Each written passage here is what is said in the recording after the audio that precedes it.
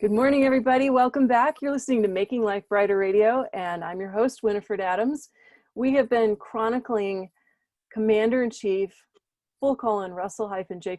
Gould here on Making Life Brighter Radio, and you heard it here first. We were the ones that brought you, the information about the 5G and what he did about that, and who he is, and why he's so vitally important to our world today. And I would like to share with you a very special show today because I have with me Mitchel Smith, who has not only used the technology that Russell's been talking about of the grammar, using it by way of exercising it to his own offense and defense in a world that most people don't understand is actually happening around them. So I'd like to introduce him now and say thank you for coming, Mitchel. Thank you. You're most welcome. Thank you for having me, Winifred. It is truly an honor. I have watched, many of your videos, and it is just truly an honor, and I really respect you. And I just want to start off by saying that I am responsible for anything that I say. This does not reflect Russell-J. Gould or the quantum community or the quantum language group on Facebook.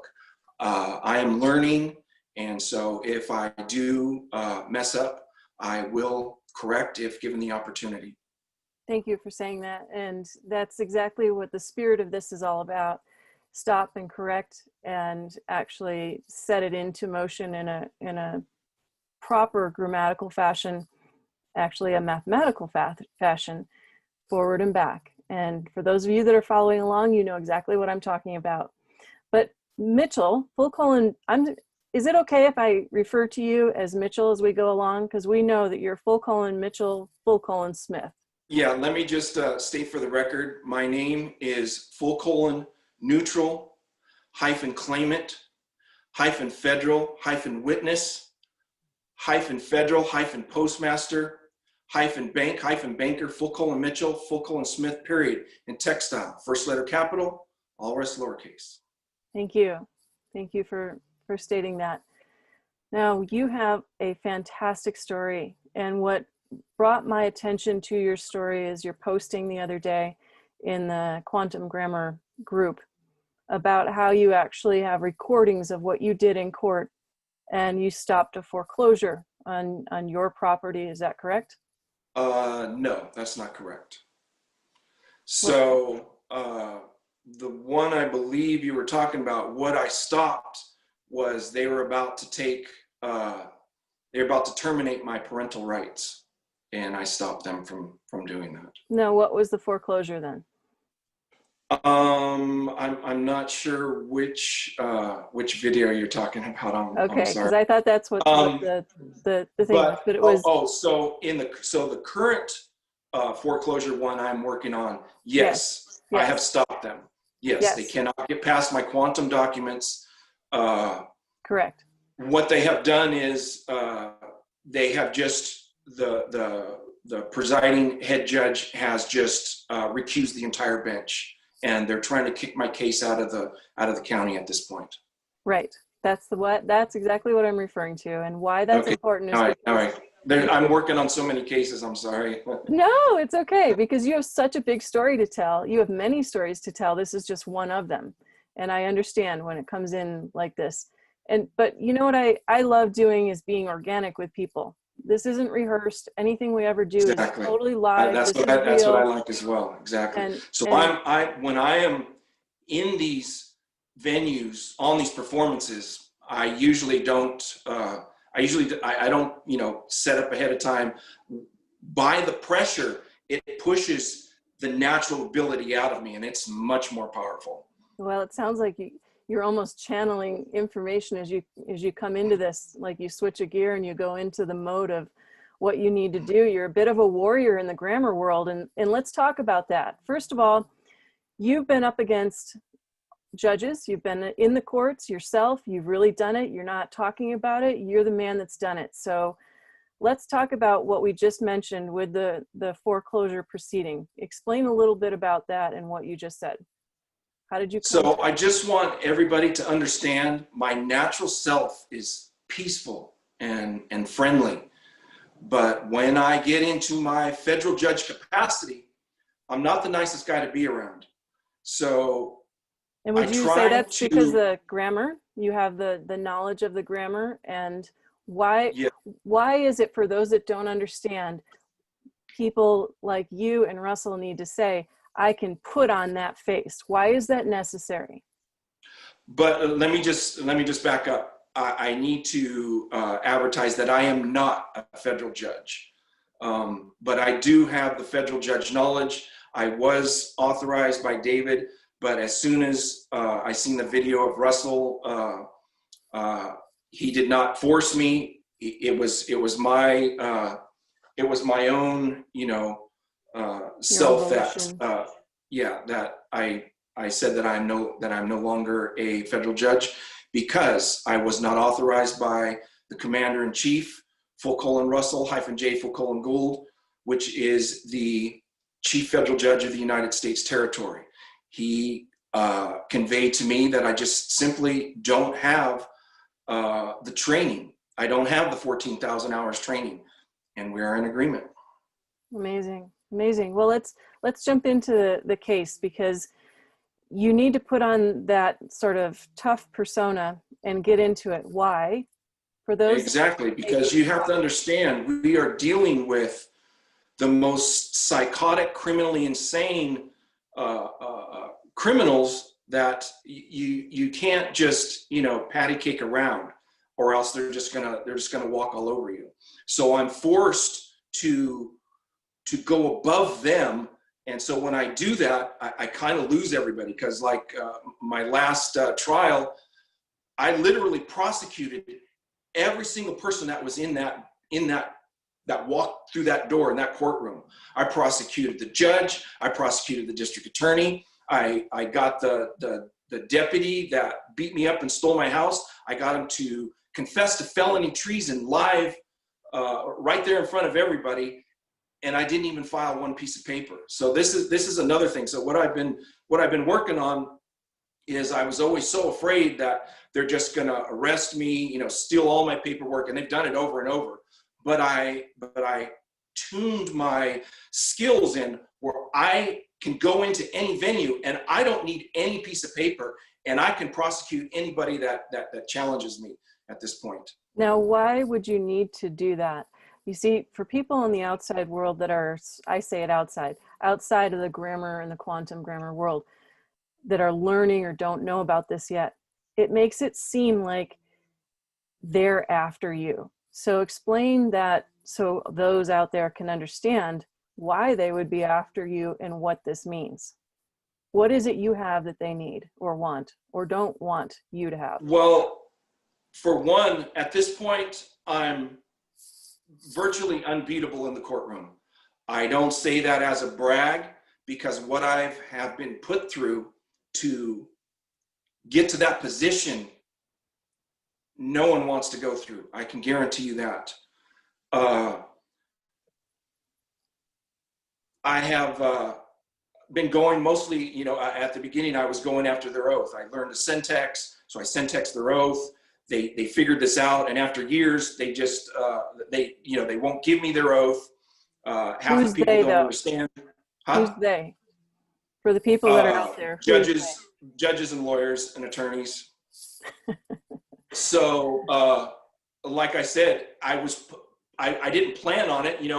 I figured they would, tell me the truth, hand me the oath, and then I can say I have physical evidence in my hand, that a lie and a crime has been committed.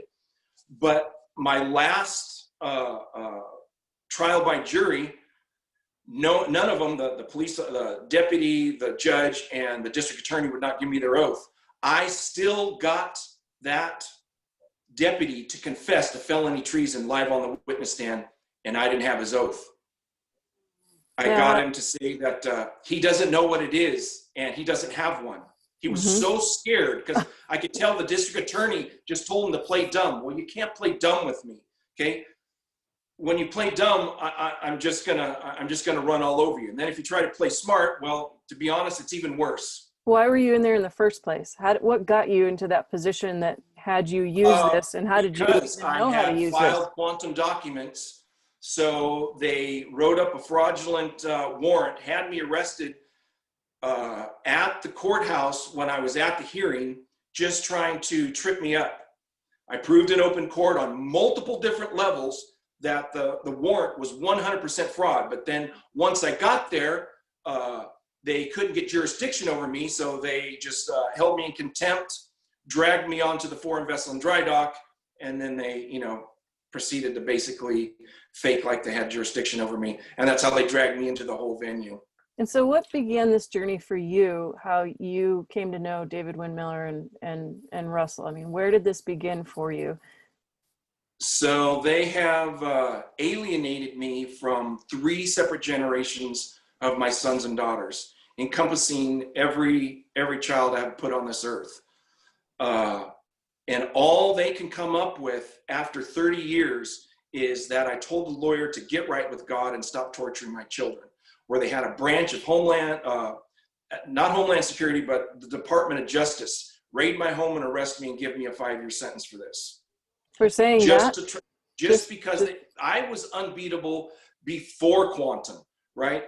I actually penetrated the world's most sophisticated criminal organization on planet Earth, the family court system. I had an informant in the judge's chambers, and the informant had told me how they were going to because they couldn't beat me and they couldn't get me to do anything. There's no drugs, no alcohol, no violence, no threats. Nothing. I wasn't going to do anything to keep me from my son and daughter because I had already been, alienated previously. So I knew there was no way I was going to do anything. So because they couldn't beat me, the judge had told her how they were going to push my kids to near death and try to make me look crazy. Oh, that's so scary. How many times does this happen then? This must go on all the time. This is something you're alluding to is common. What do you mean? I don't understand. That this is common practice in family court.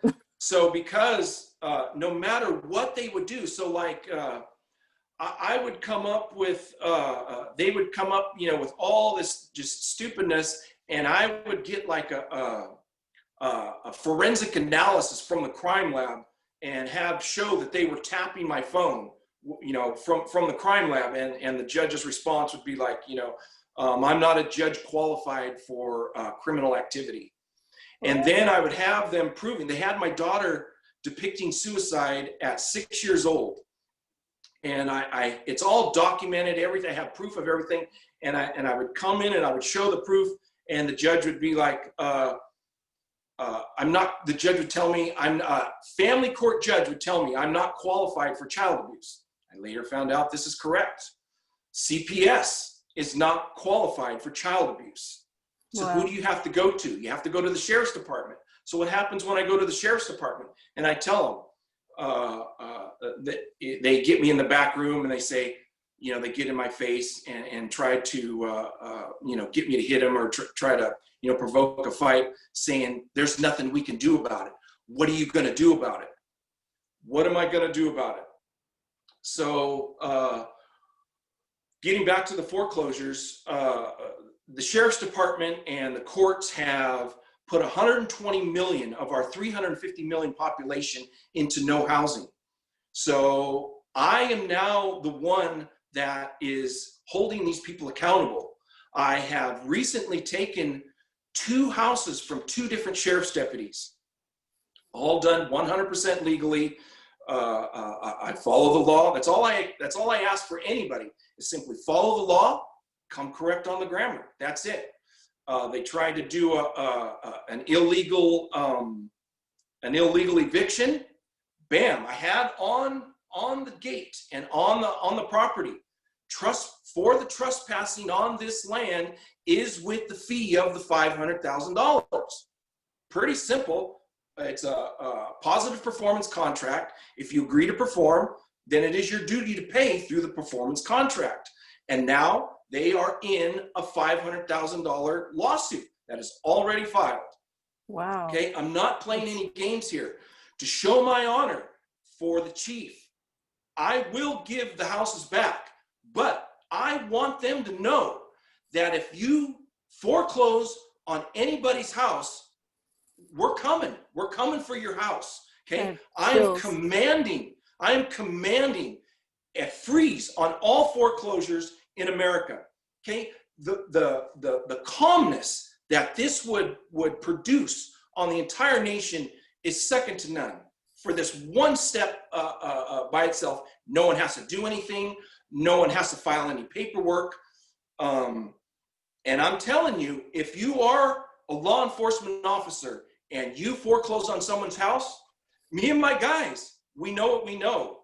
We're confident, we're correct, and we're not afraid of anything. And just to prove, I wanted to do it ahead of time. Not only have we taken one house, but we've taken it again. And so if you foreclose on anyone's house, you agree that we can come and take your house. So my Tsitsi Nick in my family means Uncle Nick, was a local sheriff in Sonoma County. Half my family are sheriff's deputies, okay? I have more respect for sheriff's deputies than you could ever imagine. If I disrespect a sheriff's deputy, I'm not going to be welcome at Thanksgiving dinner. This is not my plan. My plan is that I'm looking to double the pay of sheriff's deputies. I am looking to forgive their families and their home loans so that we can begin to build a better world for ourselves. So they don't have to commit crimes. Now they're making double the money. They don't have to pay a mortgage. So they don't have to commit these crimes that their bosses are making them commit. Which is specifically going in and foreclosing on people and foreclosing on homes when they don't have the authority. Why? Simple reason. The bank never signed the contract. This is a unilateral contract, void from the beginning. We don't need to go any further than that. We don't have to wait for a hearing 6 months from now. We don't have to hire a lawyer or get a judge. You go home right now and you look at your home loan, you're the only one to sign. The bank never signed. Not only did they not sign, but there's not even a space for them to sign. Okay, so there's one. Two, you want to get the bank CPA on the witness stand. Once I got that bank CPA on the witness stand, he's done. Okay, all I have to do is ask him one question. I want to see the double debit or the double entry. This is where the bank has to show they lost money when they gave you money, but they can't do it because they never gave you any money. They took it out of your Social Security account. And when they did this, they did not have your permission or your authority. So they actually committed a bank robbery. And because they committed a crime, that vacates their ability to contract you. There's three. The entire home loan contract, I have syntexed it. There's about 4,000 mistakes in about 6,000 words. How are you going to say you did something 6,000 times on an accident? You can't. And it's standard practice as an accident. Exactly. How can I protect everyone in the United States from every lawyer and attorney in 30 seconds? In order for there to be a structured sentence, you can only have one verb per sentence. The average lawyer uses 3 to 5 verbs per sentence. So it's so bastardized that it means absolutely nothing. They do this for every sentence they have ever written. So as soon as the lawyer or attorney or judge writes their document and signs it, people are, oh man, I have this order. The way I look at it, I now have their signed confession for the criminal activity that they're perpetrating on the American people and the people of the public. And I haven't even met them yet. Wow. Just to stop there for 1 second, Mitchell, Smith, what you're talking about is an epic change, a dynamic change in the entire system, and you are actively working at it using the parsec syntax grammar that Commander-in-Chief Russell-J. Gould has set forth and authorizes the use of. But let's be clear. It's not the use of it for gain. It's the use of it to stop fraud. Is that correct? Yes. Everything they're doing is fraud and a lie. All we're trying to do is correct the world. That's it. We're not trying to, chastise anyone or make anyone look uneducated. That's not our goal. All our goal is to just simply, everything that is in place is perfect. All we have to do is follow the law and come correct on the grammar, and everything will be fine. So then how do you propose that people en masse would learn the grammar? This has been a question that I've had since the beginning of these interviews with Commander-in-Chief. And I really do look at this sincerely saying, how are we going to achieve that? What do you think? So I just look back on what drove me. Why did I, and the thing of it is, immediately, as soon as I seen it, I got it. Just within, literally, I'm not kidding you, 30 seconds, and I knew it. And I thought, oh, wow, all I'm going to do is I'm going to study this, I'm going to learn it, and then I'm going to teach it. Everybody's going to get it, and we're going to cure the world. Man, was I up for a rude awakening. Mm-hmm. Nobody got it. Everybody was saying that it's fake. People aren't ready for it entirely. I mean, so I kind of just break it down to people. It basically, we're not talking about any federal postal judge. We're not talking about, all this quantum, basic grammar. The average person does not know basic grammar. And this isn't an accident. This was engineered so that when they bastardize the grammar, you don't even know it. And you just accept it. Well, you're taught one way, but no one's taught. It's literally a shift, almost like becoming dyslexic in order to learn what's correct. You have to shift into understanding what that is. And once you get the cadence of that and the rhythm of that, and you begin to realize what you've been taught, you have to go through the shift of understanding that everything you taught wasn't correct and it was on purpose. Let's make that clear, that it was purposeful, like you said. So what was their purpose in making that teaching everybody in the world incorrectly? So what I have figured out, the way that they do everything, and I really learned a lot on the last trial by jury, is because I was able to see how they took the mind over of the jury. And I tried to, because they have damaged my kids at such an alarming rate, I had to become a expert child psychologist. And so my understanding of the mind is huge. And the way they do it is when the human mind feels pain or fear, it shuts down the subconscious like a light switch. And when the subconscious, for those of you that don't understand, the subconscious is what actually runs you. And when the subconscious shuts down, it shuts down the critical thinking. When the critical thinking shuts down, then they just kick you around like a dirty shoe. They do that to every single person that walks through those courtroom doors. And I tried to explain it to them. You tried to explain to the jury how they were taking their mind over. What was happening, what I figured out is every time I try to say something, immediately the district attorney would object, and then the judge goes on, babble, babble, babble, says the same thing over and over for about a minute, and it basically clears their mind, right?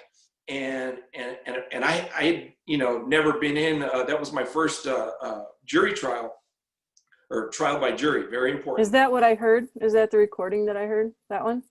No, that was me fighting for my friend for his house. So what I have done is I've found a back door, and I'm able to become a claimant in your case, and I'm able to fight for you just like I was you. Wow, that's valuable. And man, they don't like that.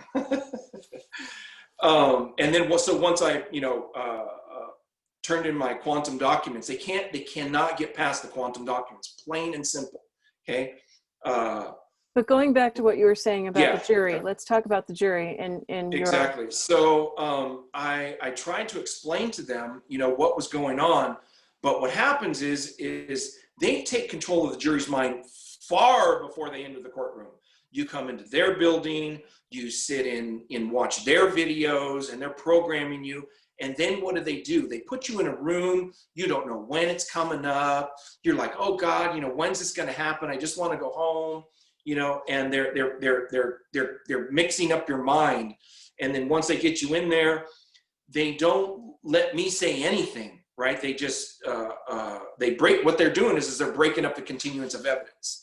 And then they pump them full of all their information. And so when the jury goes in for the deliberation, they literally, in their subconscious, they have nothing that I have said and only what they have said. And I could see it just clear as day. It's amazing. That's Once pretty you brilliant. get to the point that I'm at, I can see clearly. And so I have a claim of the live life. So I have the ability to I have the nativity to create my own thoughts, so I can see clearly. So at this point, I'm simply walking through their fiction. And let's And talk because I about have the live life. I now have the ability to stake a claim. And now we're coming with some damage claims. And I'm going to be real honest. These damage claim fees are going to be awfully steep.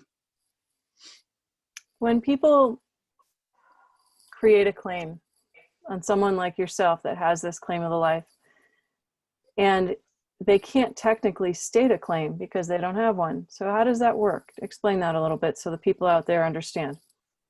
So, I mean, the first thing you want to do is get a claim of the live life. What that's doing is bringing you, what you want to be brought out of that fraudulent birth certificate system.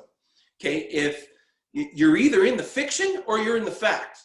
There's no in between gray area. So if you don't have a claim of the live life, I guarantee you're in the fraudulent birth certificate system, which was canceled out in 1999 for fraudulent conveyance of language. But once you have the claim of the live life, you are now in the fact.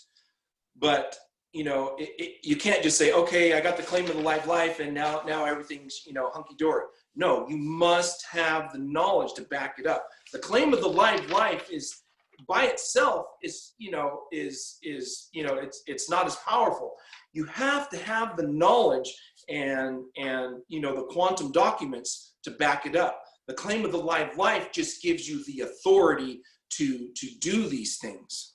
And so for those people out there that would like a claim of the live life, we have discussed some of that in the past, and there's more information coming out now, along with Commander-in-Chief Russell J. Gould's new documentary, The Last Flag Standing. And he talks about that and what's upcoming around that. And so he's setting a system into motion where people can obtain that as well. There are avenues in which to obtain that, but the quantum community is one of them, and he'll have his official sources coming out soon just to put answer and some closure on that. But let's get back to your story, because your stories, plural, are very compelling.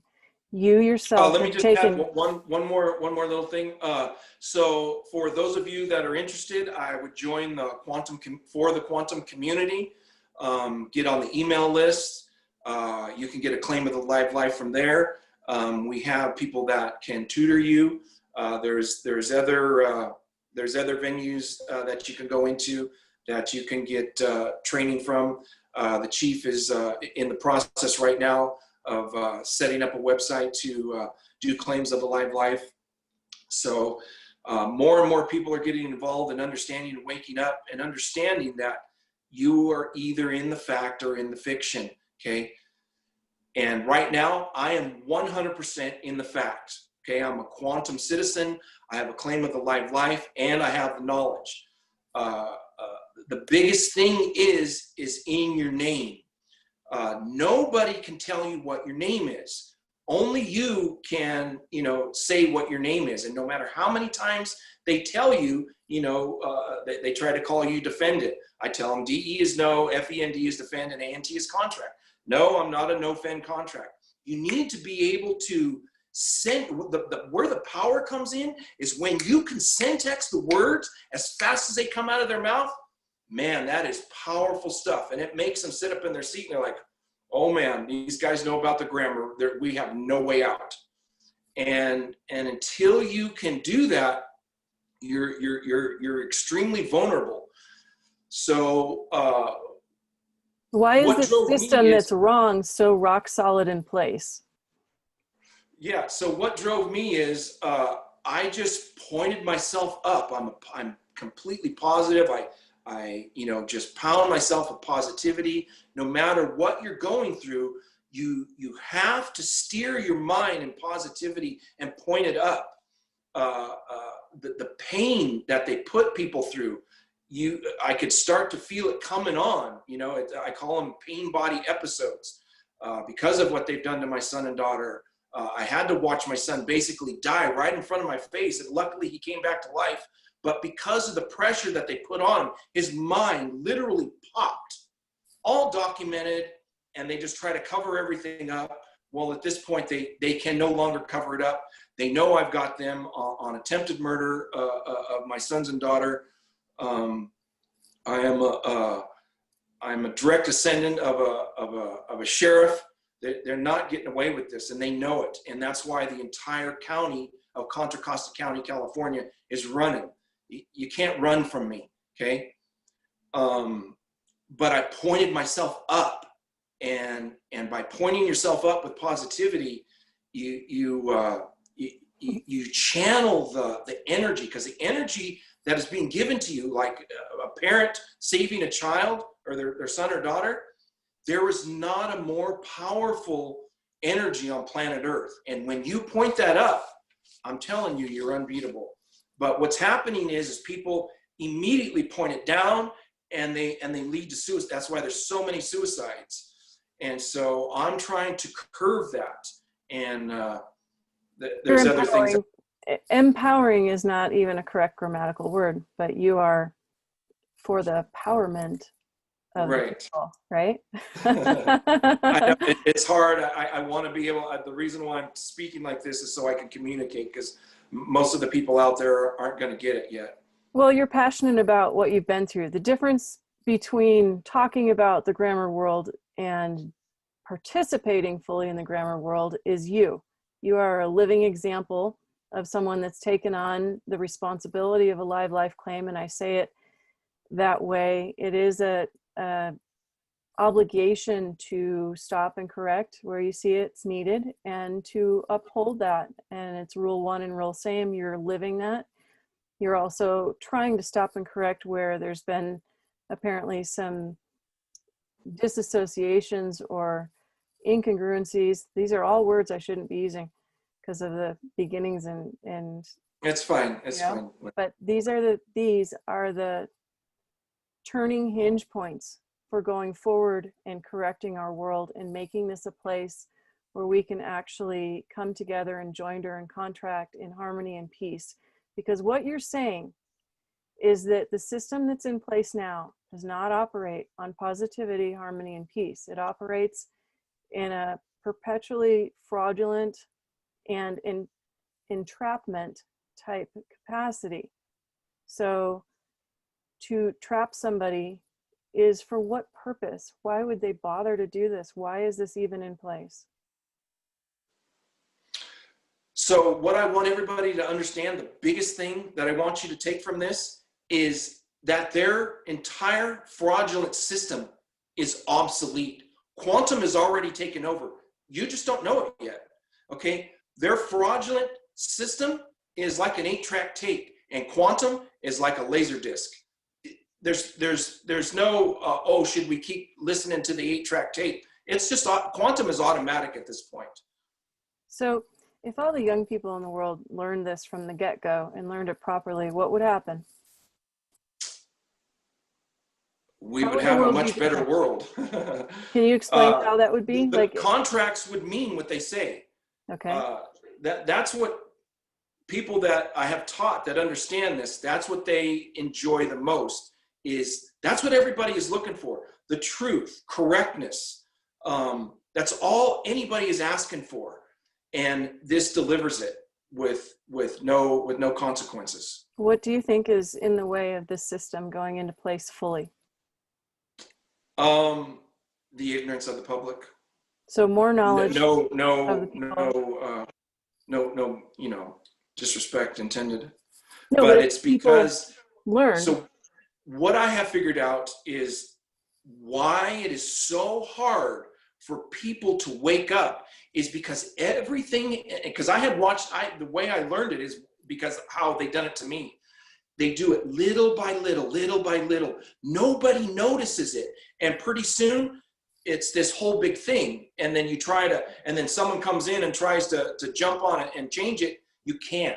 It has to be, the process has to be undone slowly as well. Well, let me ask you this. Everyone knows of the interviews I've done with Russell, and they know about the Rex Bear show. I've heard everyone talk about it, and we were on there. And on that show, I talked about how my case in California for just simply trying to refinance my house was the first case to go to the DA in a fraud scam.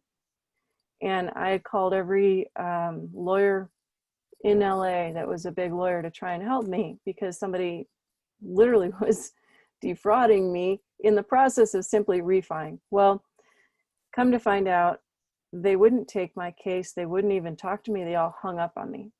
They hung up on me because they had probably something to do with the writing of phony mortgages and crummy mortgages in the get-go, but they had to turn on a dime and switch a gear and take a different position now that the world had changed.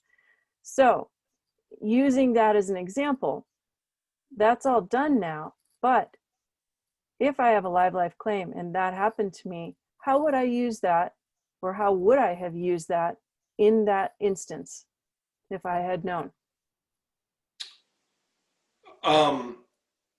We would file quantum documents.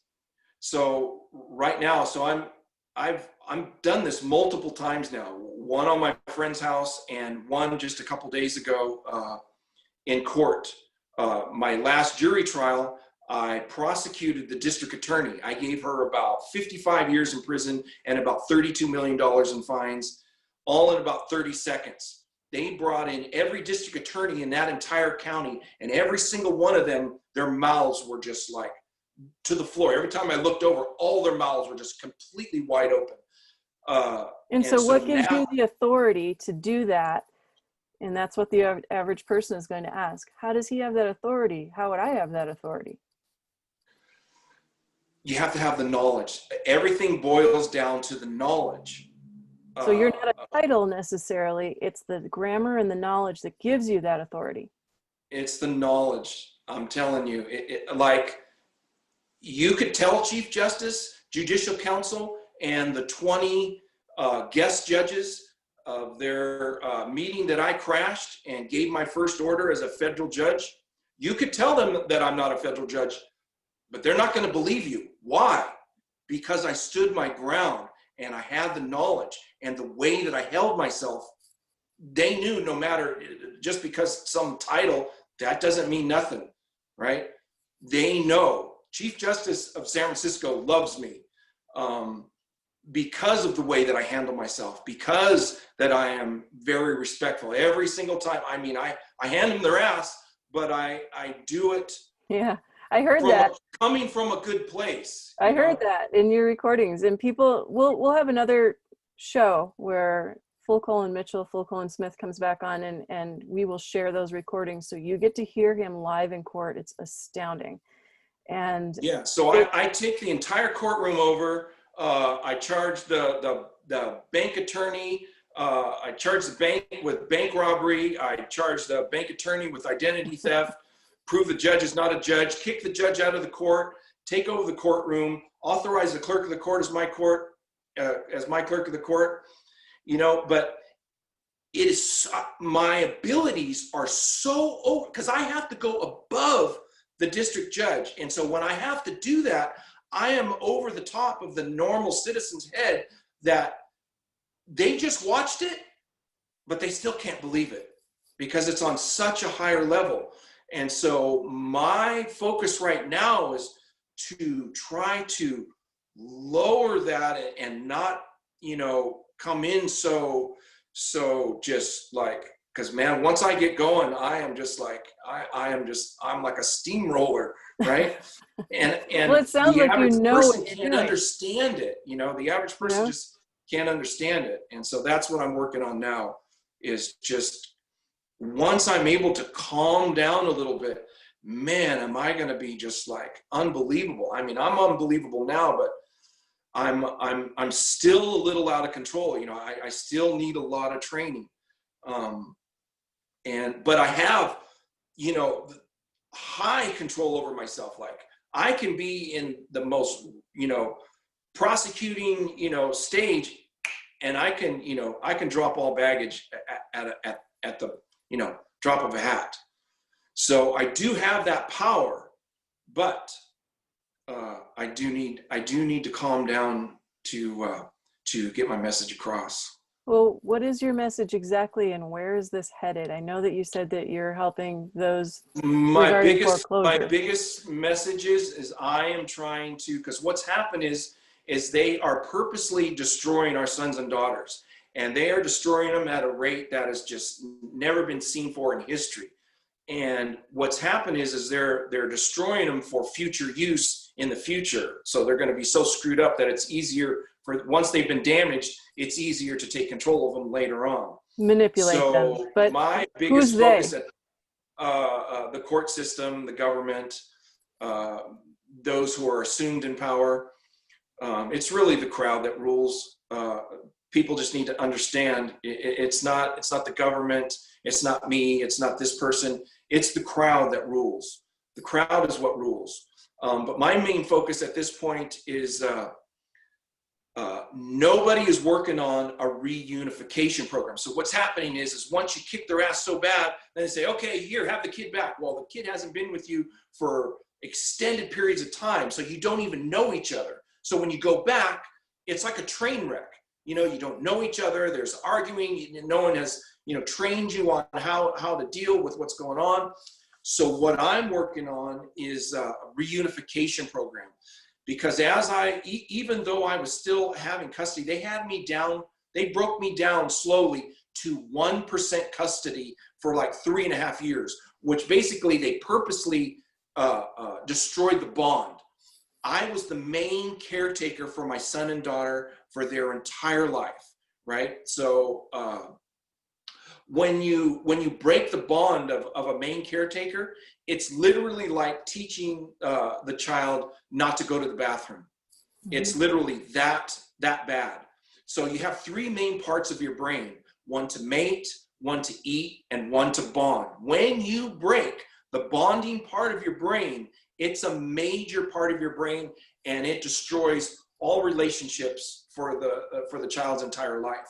That's why it is so important. That's why psychological child abuse is the worst kind of abuse. If you get hit, you get a bruise, it heals. But the mental stays with you for the rest of your life. Right. That's why I have focused on this. Let me just give you one of my public speeches on child. So through millions of years of evolution, the genes that allowed children to reject parents were selectively removed from the gene pool. Children do not reject parents. Who rejects parents? The other spouse does. So what you have is the anger and disgust from one parent going down through the child, thus using the child as a psychological battleground. Children do not reject parents. So that's why this can be diagnosed 100% of the time as psychological child abuse. If the child is not autistic, you simply do not see these type of actions in their system display. So it doesn't come natural. Through the millions of the years, the children in the beginning that rejected their parents, they were eaten by predators. So we learned real quick, as soon as we were born, we bond to our parents, both mother and father equally. So when you see a child that is attacking the other parent, that's not an authentic attachment system. And this is what we have to tap into. People are saying, oh, parental alienation. And so the courts, the judge, oh, no, parental alienation, that doesn't exist. But when you connect it with the attachment system, that's where you have all the clinical background and study. and that's where it becomes powerful. Well, it sounds like you've really put in some time to understanding how this comes Of about, course. and then literally how to take that into action using the grammar. So there's quite a few parents out there that could certainly benefit from this. Let me just throw one more thing in. So the people that I would like to bring together is Dr. Craig Childress from LA and Dr. Kathleen Ray from Canada. Dr. Kathleen Ray has already set up a reunification program, but I would like to just try to expand. And Dr. Craig Childress is like an expert on parental alienation. He was the one that could really understand and he just really gets it. See, the normal therapist is just not going to get this. What happens is when the child is with the abusing parent and they're not with the authentic parent, the child must bond with this parent because it has to survive. It's a survival mechanism, and what it is, it's called a hyperbond. And so when those go into the normal psychologist, they say, oh yeah, they have a loving, warming relationship. No, they're missing it. It is what's called a hyperbond. The child has to bond in order to survive. But what we need are subspecialists that understand hyper parental alienation, or no, not hyper, obsessed parental alienation. Like, I haven't seen my kids in probably almost 2 years now. No drugs, no violence, no threats, no alcohol, nothing. The only thing they have on me is that I told the lawyer to get right with God and stop torturing my children, where they had Department of Justice raid my home and arrest me and give me a 5-year sentence. So what do? So I flip this. So now, Director of Department of Justice, how stupid do you look by arresting me and giving me a 5-year sentence because I told the lawyer to get right with God and stop torturing my children? So this is how, you know, I have these people just like up against the wall, and I'm not trying. That was when I was arrested by the Department of Justice. I was so honored, and I didn't feel more, never felt more safe in my own home. They understood. They knew me. I told them my family background in law enforcement. I was honored to be in the presence of that commanding officer. And he got value from me, right? He got value from me because he could sense that I was on a higher level of thinking. And my ability is that I absorb their power, right? Whatever situation I am put in, I absorb the power. So I absorbed his power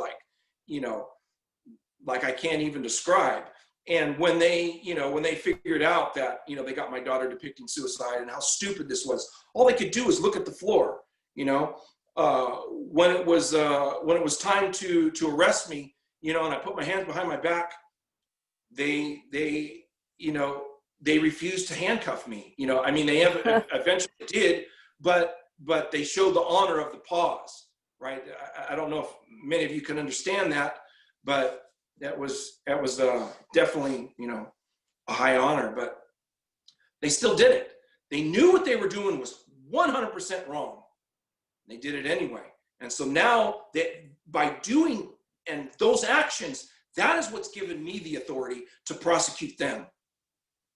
So let's play a game for a minute. Sure. This is not a game, but I'm going to let you show what you do as an example. So I'm going to say some things, and then I want you to correct me as you. No, let me go freestyle. Let me go freestyle. Attorney General and Director of Department of Justice, at what point did you realize that it was a crime to push a federal judge's son and daughter to near death? This is the stupidity that I'm forced to deal with. I didn't know it was a crime then. I know it's a crime now. Okay, let me just educate you. Ignorance of the law is no excuse. Go ahead, Winifred. So I'm a pretty hard act to follow. Are you trying to make me blonde? No, come on. No. Now, the truth is, we've got anything that you say that is anything that a person says that is not in the proper grammar can be tripped up in this system. That's what people don't understand. So if you don't Yes. do So this, here, let you're in trouble. me chime in on that. So you can't mix the two. Like I said before, you're either in the fact or you're in the fiction. Me, I'm 100% in the fact. Every single one of my documents now are 100% quantum. A couple days ago, the judge literally said she doesn't have jurisdiction over me multiple times before I even got to say my name. And then I said, who in here is representing the district attorney? She jumped out of her seat, screamed at the district attorney, don't answer any of his questions. I just wanted to know who he was. Why didn't she want you to answer the question? Or what his business was here in the port. Because he doesn't have business. If he autographed the $1 U.S. postal stamp, paying his fee for the freight like I did to be in the port. So he's not even legally in the courtroom, is what you're saying? No. He's not in the court. And I asked who, because all I was there to do was to dock my vessel in the clerk's port. And I asked, who in here is the clerk? Mum was the word.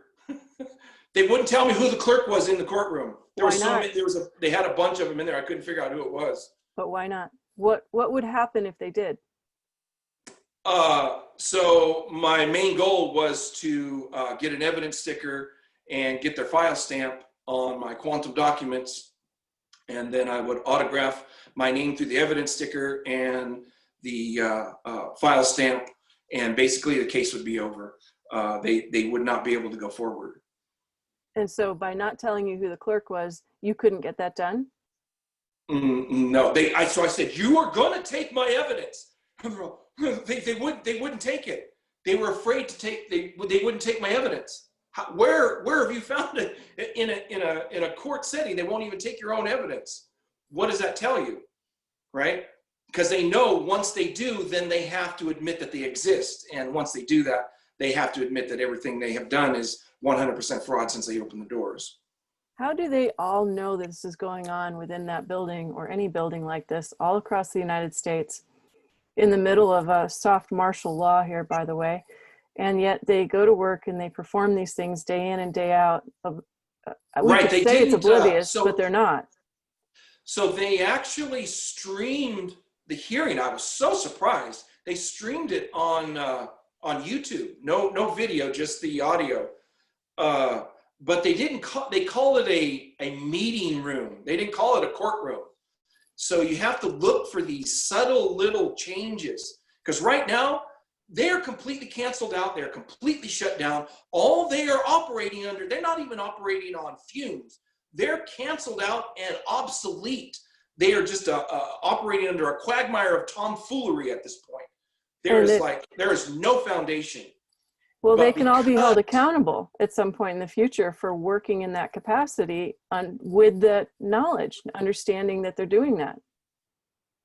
Yeah, so that's why I'm taking the initiative and holding these people accountable. Who was their power? Sheriff's Department. What have I just done? I just took 2 houses from 2 different sheriff deputies. I want them to know that if they are going to continue to commit fraud, I'm simply going to continue to be correct. That's a nice way to say it. That's a great way to say it. And I think when people get over the hypnosis of the old system and can crack through, because each person, it's like in a way, it's a little bit of a rebirthing when you go through this. You come out the other side and you've come out of the shell and you're like, whoa, what do I have now? And what do I do with it? And you recognize the power, but it's not even power. It's more the recognition. It's more the understanding, the comprehension of the old system and now what this actually can be and can mean. But we all need to sort of go there. We all need to come into joinder with the commander and understand a new way of conducting ourselves. How do you believe that people can do this easily and in a capacity or in a way that we can turn this world around? Because people are looking for hope. What you're saying is going to give some people hope in different arenas, even if they don't fully understand yet. They just know you've done it, you can do it. They don't quite understand how you've done it or what that means, but how do you give hope?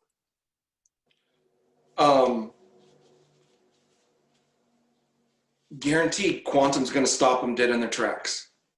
Once you learn this, once you learn these 10 things, 0 is a conjunction, 1 is an adverb, 2 is a verb, 3 is an adjective, 4 is a pronoun, 5 is a position, 6 is a loading, 7 is fact, 8 is past time, which comes before 9, which is future time. When you can learn those 10 things, no one on planet Earth will ever be able to lie to you again on paper. Pretty simple. But you just got to take the time, like some of us have, and study this. The way I like to explain it is, your entire life you've been fed plastic and been told it was food. Your mother told you it was food, your father, your teacher, your neighbors, and you've been telling, look, man, I'm eating this plastic, it's hurting my stomach, I don't think it's food. And then you learn quantum grammar, and it's like eating organic fruits and vegetables for the first time. That's how it was for me. It was just like a bloom. I mean, It's an awakening. That's the best way I can describe it. It's an energetic awakening, because when I started the interviews with Commander in Chief Russell-J. Gould, I ended up being in this weird dream state for the first month or two of digging into the material. And I would dream about him at night, and we'd have these like sit down conferences in my dreams. And it was such a trip. And I'd come out of that like, wow, I just feel like I went to a different dimension. And it literally took me a while to kind of absorb it. We've entered the quantum dimension. I did. I'm not joking you. I swear I had this experience. And as I graduated into the trust and the knowingness, it was like a child asking questions. And he was so patient all the time in answering the questions, understanding that I didn't comprehend yet. And I still have, I mean, I'm not saying that I know really anything at this point, except for I have a comprehension of the picture and the why. I understand the why and the application, because I do know one thing inherently, and have for a long time. I have known that there is this fraud that exists. And I've seen it, like you said, step by step by step, from Wells Fargo taking pennies out of your bank account and then being online with you and hanging up, and oh, you call the next time, and oh, well, sorry, oh, you're being recorded. We're recording you. You're the bad guy. Why? Because I'm reporting you? How am I the bad guy if I'm reporting you? Wait a minute. It's these psychological twists and shifts that have been allowed to continue through all corporate sectors, through these conglomerations of power structures in the government. Let me chime in. So we're all told, oh, you know, don't record in the courtroom. That's illegal. This is a farce. I penetrated the sheriff's department. I got in the back rooms, and I seen every single court hearing is recorded in HD, color, and audio. Okay, they're recording you. You have the right to record. Don't listen to them. And what are they going to tell you? Look at the sign. This is what I tell them. Okay, I tell you what. If you can show me one fact on that sign where it says I can't record, then I won't record. They can't do it. This is the biggest thing that I want people to take out of this. There are no facts on anything that they tell you. There's no facts. If you don't have any facts, you don't have anything. You're not talking about anything. So that's where the quantum comes in. The quantum tells the public the truth. Everything is certified facts to mean the same thing, both frontwards and backwards. So this is what people are after. That's all they want, is to be told the truth, because they've been lied to their entire life. And that's why we are seeing an overwhelming amount of people interested in quantum grammar now and the quantum construct. It's true. And We're coming. it is amazing to watch. I am overwhelmed with people contacting me now on quantum grammar. It is really coming full circle at this point, because people are getting it. This thing they did with the stupid 19 and the pandemic, it woke people up. People that were completely asleep, it's waking those people up. And They're looking now, for you know, answers. They want looking for answers. They can see now the stupidity, because what's happening is the quantum grammar and the people that are practicing this, what we have done is we have forced them to complete their plan ahead of schedule. So it is failing, and now quantum grammar is just, we're not forcing it. Okay, this isn't something that you gotta hurry up and get a claim of the live life, or the time limit's gonna run out. No, whenever you're ready, we're ready for you. And so with that, it is just a smooth transition. And like I said, it's like from 8-track tape to laser disc. That their old fraudulent system is not only collapsed, it is obsolete at this point. So do you see Commander-in-Chief coming into power, into his position now? He's already there. People just don't know it yet. Do you think that people need to call him forward, or because he's already there, it doesn't matter? No, the only way this works is if we all come together. Like I said, it is not me that rules. It's not you. It's not Chief. It's the crowd. Until the crowd gets behind it, you know, me and the Chief and a few other individuals, we can go out there and file as many quantum documents till our, you know, we got quantum documents, you know, coming out of their back door.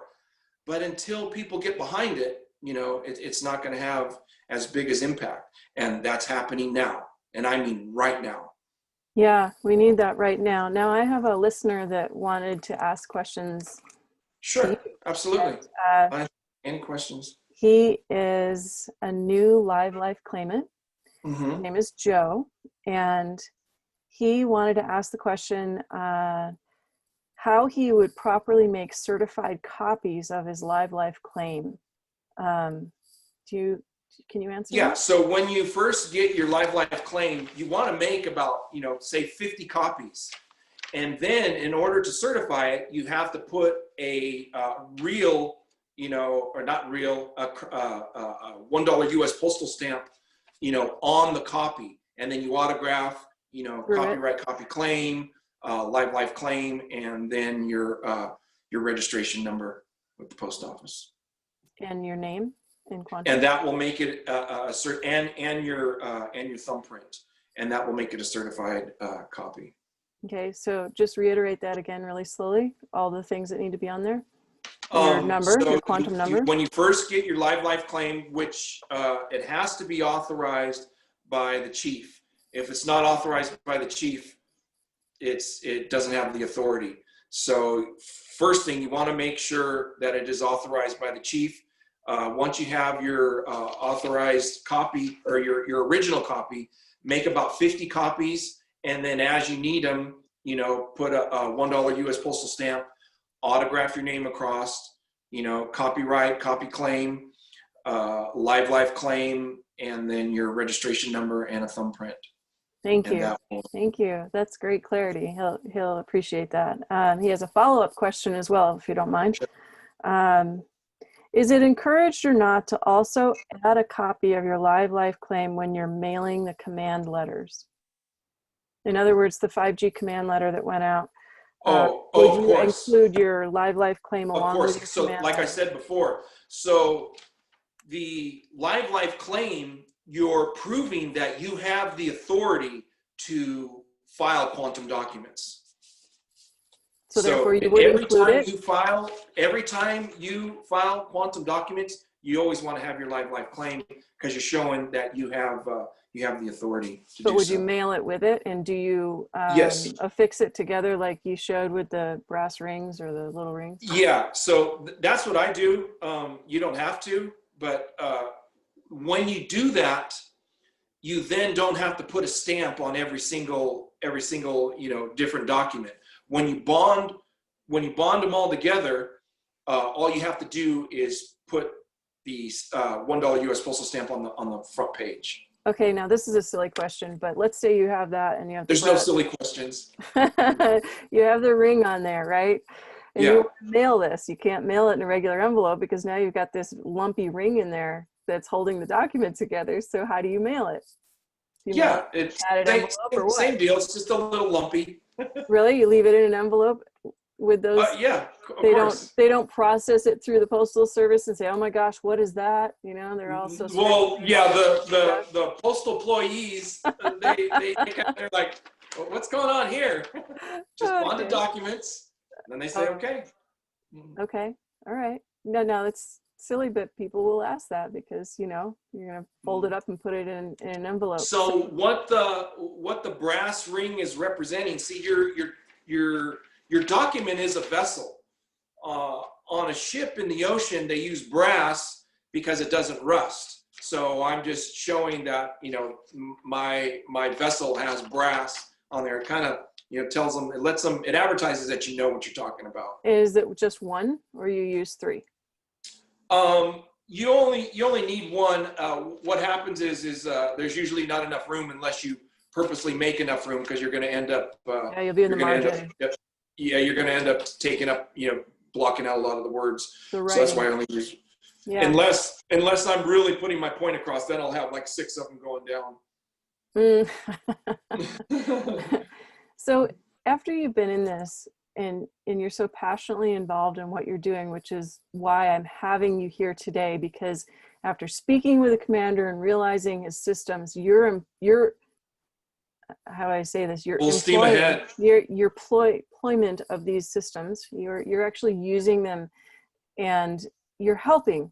You're assisting people, not just yourself. You're assisting people, and you're taking this into reality, into the quantum reality, which is where we're headed as a society, as an earth plane, even though it looks bumpy. We're going that way. So you're in this, you're doing it. Now, where do you find you want to be in the future with grammar? Where does Mitchel, Smith exist with the grammar in the future? I want to see it taught in the schools. Amen to you. I hope so too. We need to just completely leave that fraudulent system behind. And this is already happening in other countries. They have already got this. They are already teaching this. What countries? I haven't done the entire research myself. I've just been told secondhand. I haven't checked these countries yet, but I've been told that China has already been doing this for years now, teaching quantum grammar in their schools. And so I think they're doing it in Dubai as well. So people need to understand and see, what's going on, because if we don't get on this bandwagon, we're going to get left behind. Game on. And we have such savvy innovators here. We have so many young people that are so bright. And I've told Russell since the get-go, this is a gamer's dream. That's what it feels like, a big game. So like I go in, I knock this judge down, then I got to go to the next one. Yeah. And you get higher and higher. Like it's just like a video game. It's ridiculous. Right. Okay, but just bring them all out all at once, and I'll just cancel them all out, and then we won't waste anybody's time. Yeah, and then we zero it out and start from a fresh slate of actual factual evidence. So this is primarily for written contract. However, I want to make this very clear. What you did and what I've heard on recordings that you're doing in the courtroom is verbal. So I want to share with people, especially since they may be new to it, how that would go. So I'm an officer, and I come to you and I say, we have a warrant for your arrest. So what would you say to me right then and there? Because it's verbal. I want to see a copy of that warrant. So on every arrest warrant, writ, or original summons to come to court, you must have what's called the Great Seal. the Great Seal, every state has one. And it's supposed to be embossed into the paper. And if you look at the federal government website, it has to be in upper and lowercase letters. This is by their own strict federal government rules. That's not going to be there. It's going to be in all uppercase. In all uppercase, they're advertising to you that that's the corporation and that it's fraud. Not only is it fraud, but it's just a rubber stamp and ink. So immediately on its face, you can tell that the warrant is 100% fraud.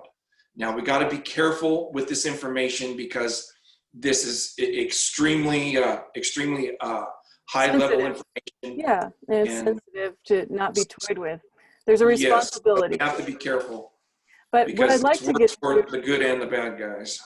Right. But what I'd like to have people witness is you dissecting me verbally and pulling me apart for whatever I say. See, you're saying you can say it on the spot. I want you to show people that. So I say, okay, I have a warrant for your arrest, and you say, show me that.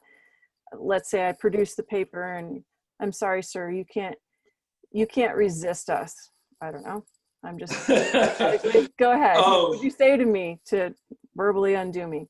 So let's just take an example. Just the other day, I got pulled over.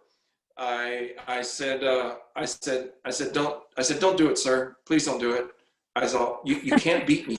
I said, you know how they got to be the big tough guy, you know. And I'm live on Facebook. I did this live on Facebook.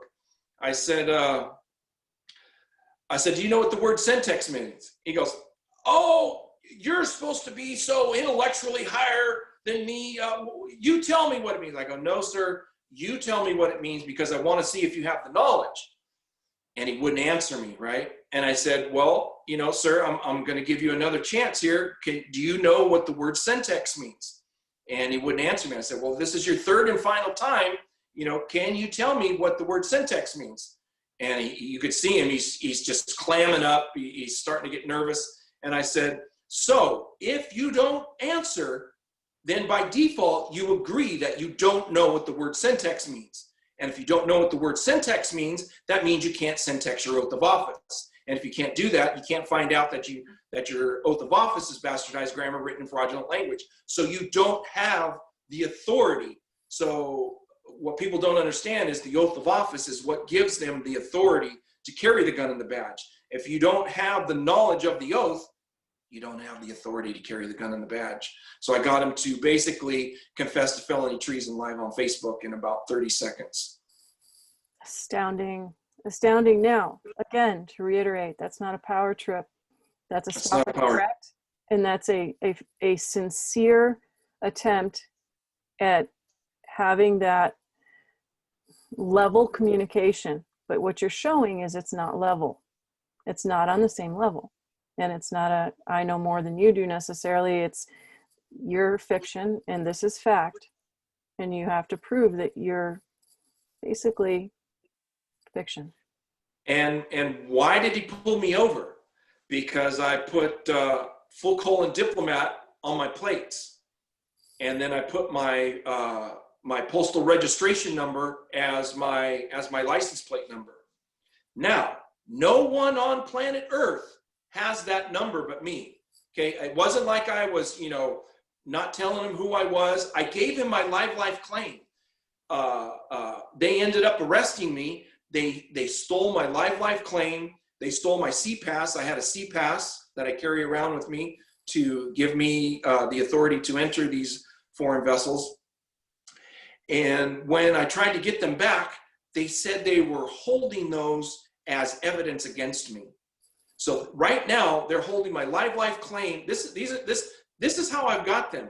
The only evidence that they have against me is my life claim and my C-Pass, which all my numbers match. They match my number on my license plate, the number on my life claim matched, and the number on my C-Pass matched. So all my numbers are matching. I'm the only one on planet Earth that has that one. He asked me who I was. I told him with my life claim, I said, sir, he's all, well, we don't know who you are. I said, sir, you know exactly who I am. You know, it wasn't like I was trying to say, oh no, I'm not going to give you my name or number. No, I'm right up front. Okay, in quantum, we're not here to hide. We're not here to play any games or any tricks. I gave him all the information, and they just still had to try to pretend to keep me in that fraudulent system. I told them I'm out, you know, and so what I had to do is I prosecuted them once they got me back. I told them that they had pushed my son and daughter to near death, and that I penetrated the chambers of the judge, and they said how they were going to purposely push my kids to death. I go, sir, what are you going to do about that? And by this time, they've got me handcuffed in the holding station, and this sergeant is shaking at this point.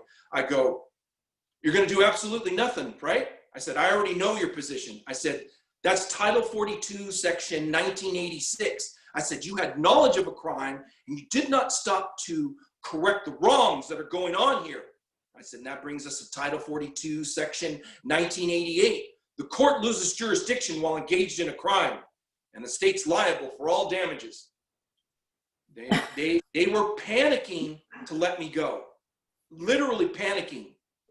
I said, I'm not going anywhere. And they said, oh, what do you mean?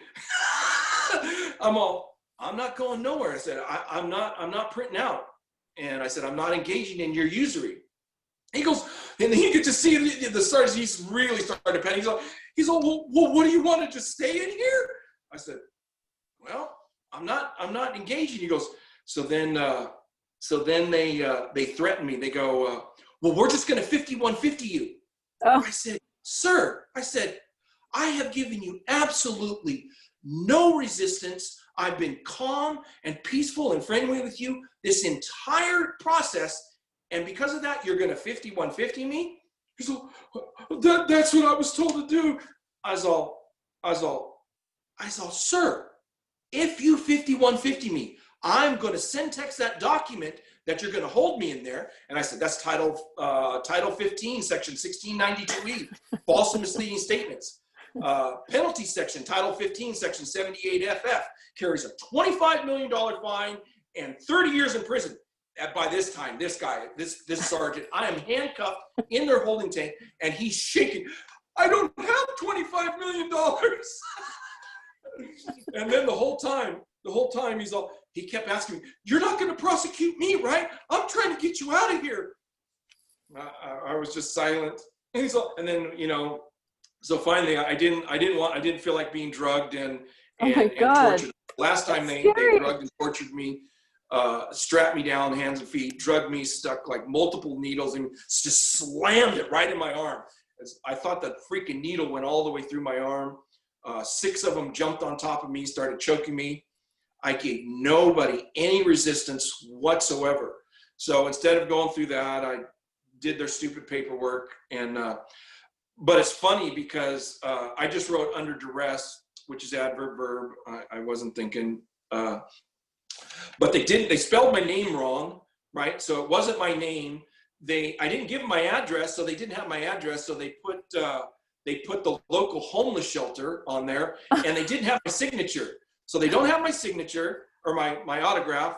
They don't have my name, and they don't have my address. So they were just like panicking to just they charged me with a felony, but they didn't. They made my bail at 0 just to get me out of there. Wow.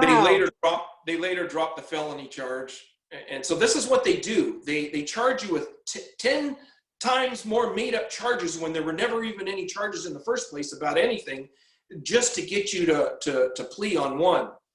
No, I went there with my quantum documents. I said, here, you're gonna take my quantum documents. I said, you're gonna take my evidence. They're all, okay, we'll take it at the next hearing. And so what I did is I said, you know, screw this. I went down to the clerk's office, you know, and I tried to get them to put an evidence sticker on there. They said, we don't have any evidence stickers. I was like, all right. So I just, they just stamped it received. It's not really, you know, official, but my quantum documents are sitting in their hands like holy water sits in the devil's hand right now. Can you get it back? I don't care. Huh?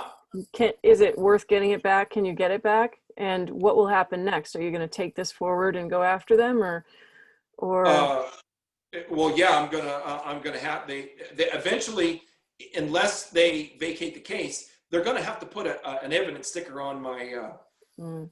on my paperwork for the evidence. They have to do it, Well, so if and you that's have what the they're. grammar and Huh? you're in that situation, you have the grammar and you've talked about being in the situation, you proved that they don't have the knowledge. How do you get to the point then that they actually arrest you?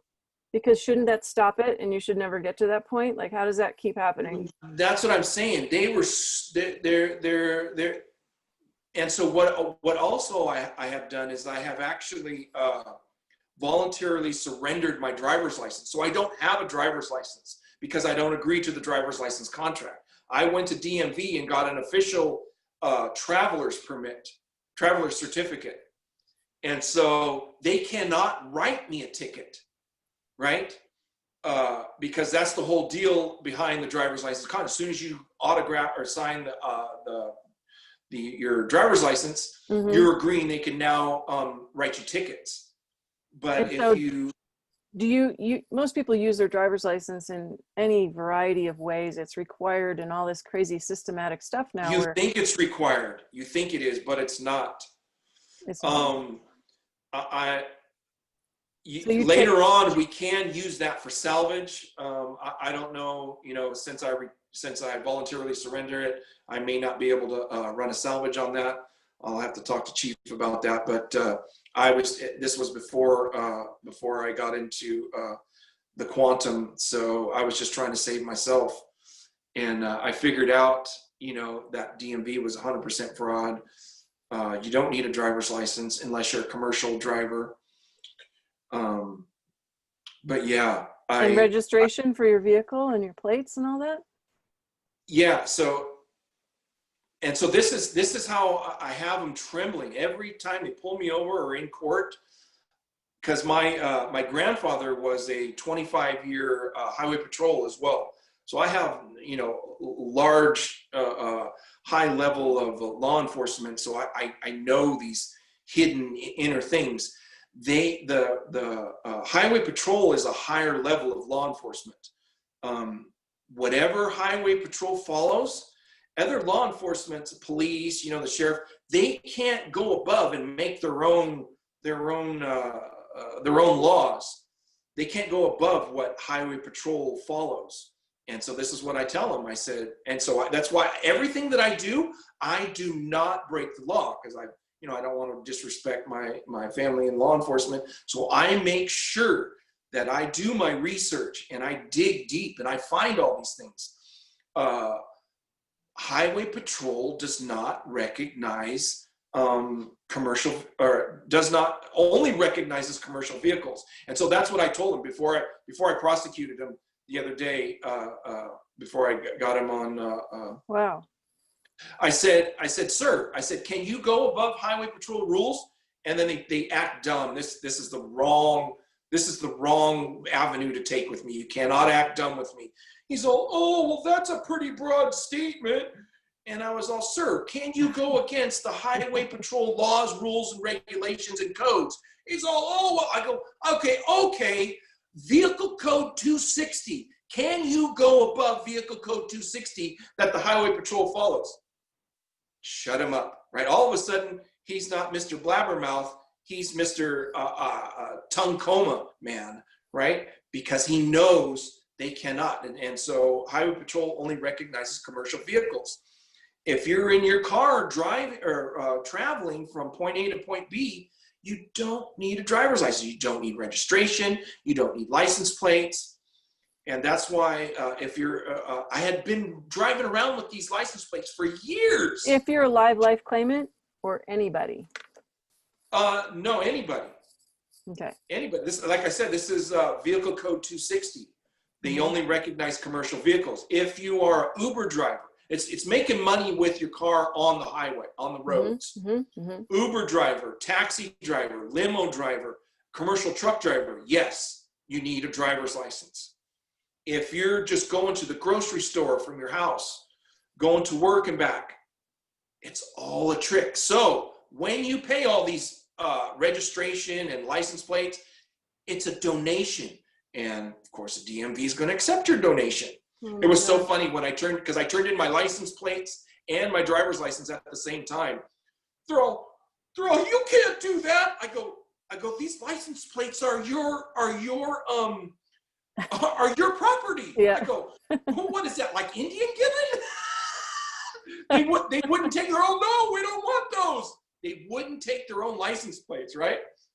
They made me mail them in, and I go, Well, that's and I'm better for turning in my you. driver's license too. They're all, oh, we got a traveler. You know, they're trying to, you know, and she was mad. She was so, I go, ma'am, please don't be mad at me. I said, I'm just following your rules. Vehicle code 260. She's all, don't follow that rule.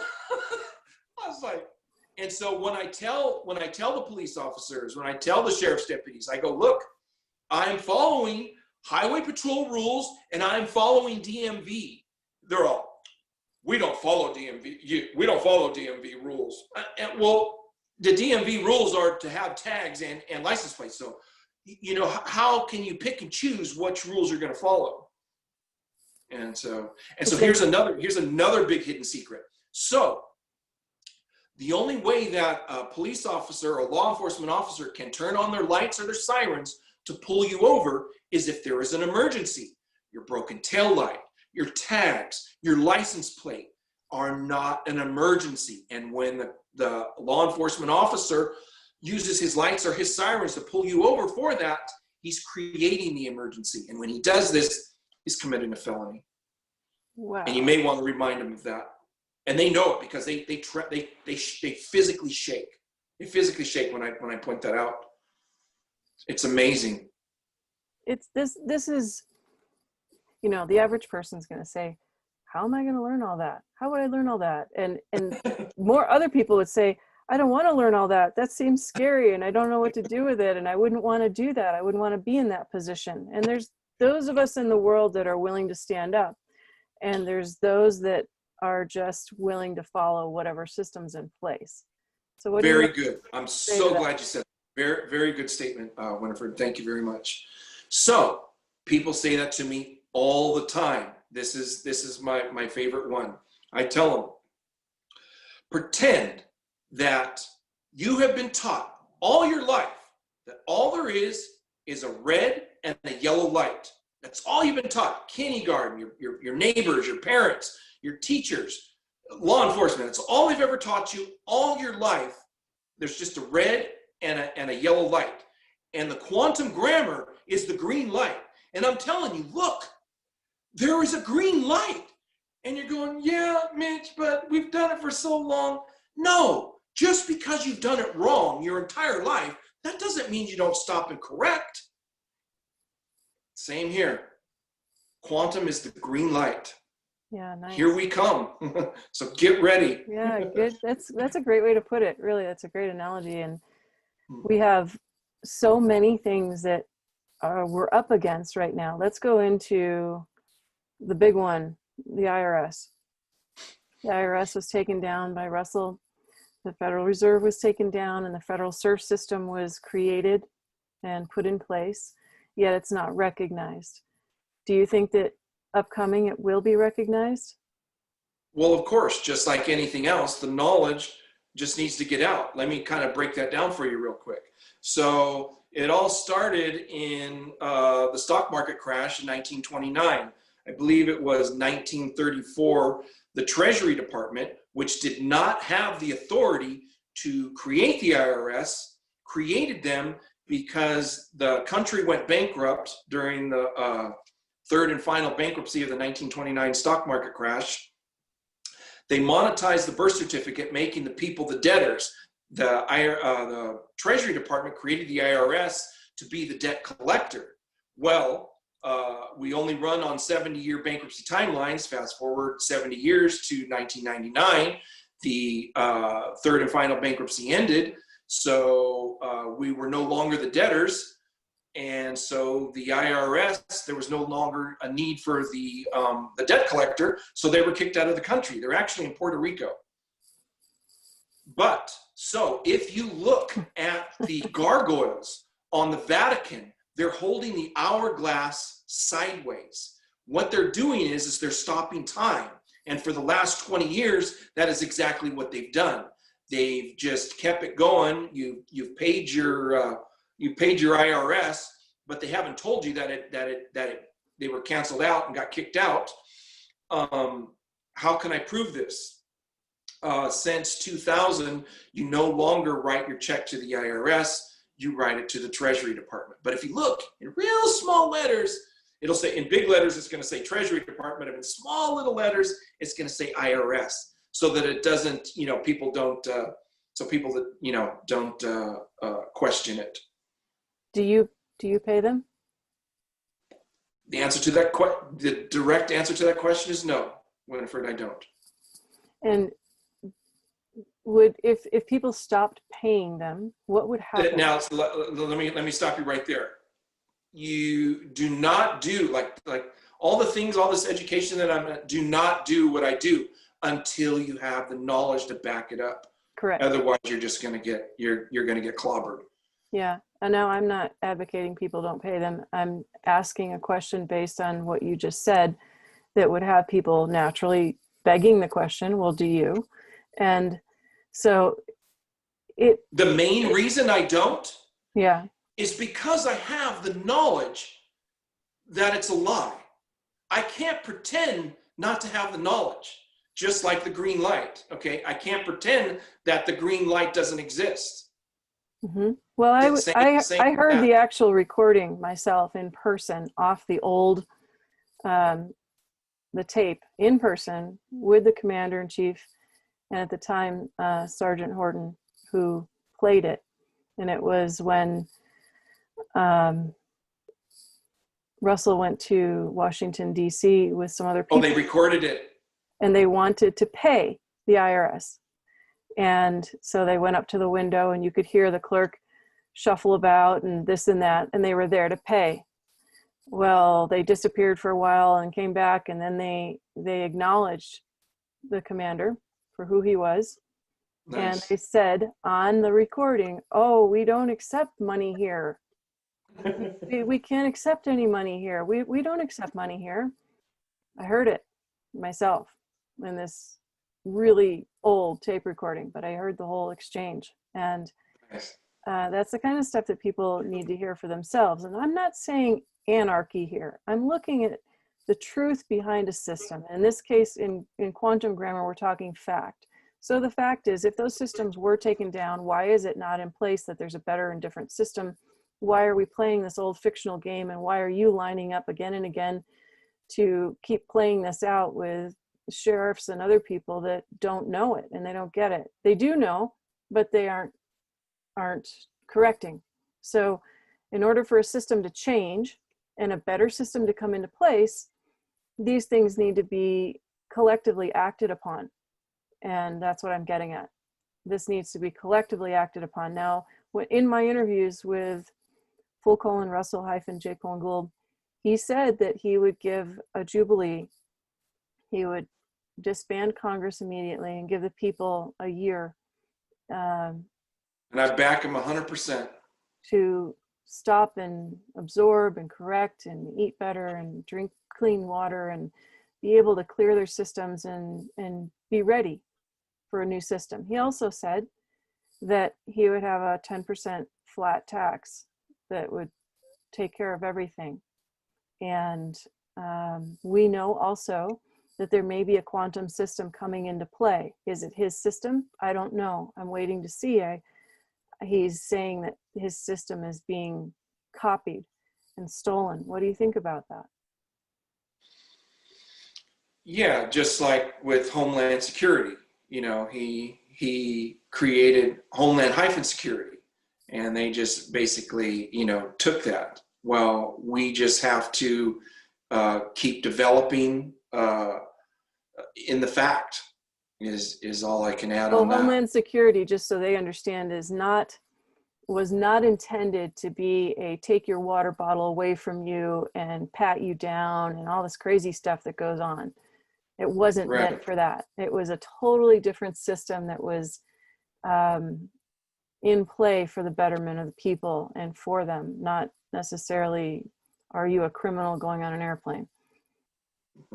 That's the difference. That's what's happening here, is that everything that he's created gets turned around backwards and upside down, and now it's this psychological warfare game on the person, correct? Correct. So people just have to have the knowledge. It just basically comes down to people have to be informed. They have to have the knowledge. And once the crowd has the knowledge, it's the crowd that rules. And so we hope that with the work that you're doing in the world and the courage that you have, and I do say it that way sincerely because it does take courage. It takes courage to restrain yourself from reacting to a situation. It takes courage to be in a situation and have the knowledge and actually take the time to go through to obtain the knowledge. And I commend you. My hat's off to you. I mean, what I heard on that audio recording was so heartwarming because it proves what I've been doing over the last year with the chief, that everything he's saying and doing can be used by the people, and people will stop and correct, or else it will show that it's correct. This system is correct. That's what I'm getting at. It's so funny because I had one of my friends that is still locked into the fiction, and he refuses to accept the fact and the quantum. He's seen me. He was there, and he still refused to accept that that's what happened. So it's like they're people are so sure that this isn't real, that even though when they're proven it's real, they're so locked in that they in order for them to, it's just too much for their own mind to accept that it is correct, and for them to comprehend is just too much. I understand. I have a different perspective, but one that's similar. My cat got attacked by a coyote, and the coyote, she won the fight, but the coyote broke her arm, broke her shoulder. So as the healer, the quantum healer, I took the cat and I said to her, "Are you ready?" And she limped up and crawled up on my chest and flopped down with the broken arm side up. And I put my hand on her, and the energies came, and it was so hot. It was like yeah, an oven. Powerful with the Fuse heat the from bones the together, and she could jump on and off the bed within 24 hours and never had a limp.